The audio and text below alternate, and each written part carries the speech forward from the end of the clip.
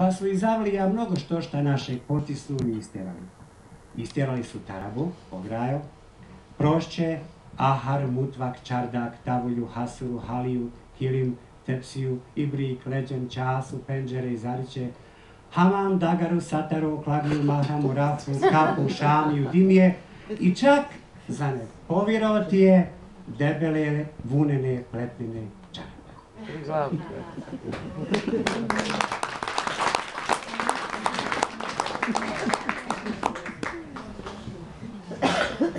Eden od bosanskih običajev, ki je tudi meni zelo pri srcu, je pitje prave kave.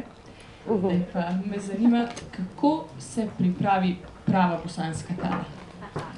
Bosanska kava se pravila tako, ko se je, nisam mljela, nije bila mleta kava, nego se imeli su en napravu, ki je bila od železa, ne, pa na vrhu je bila tak bolj okrogla. Posebej fantje, momci, ki su bili pri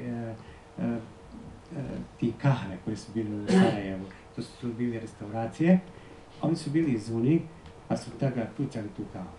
To su pravo, i ta je kava bila prava kava. Potem je prišlo poslije mleta kava, drugač je kahva, kahva je, to pravi namjerno bosanska beseda, Bošnjak, če bi pustio H, to izgubio bi svoj jezik.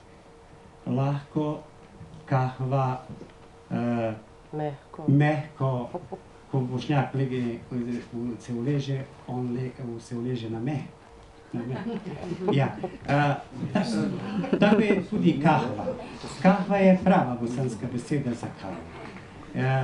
Kahvu znaju pripraviti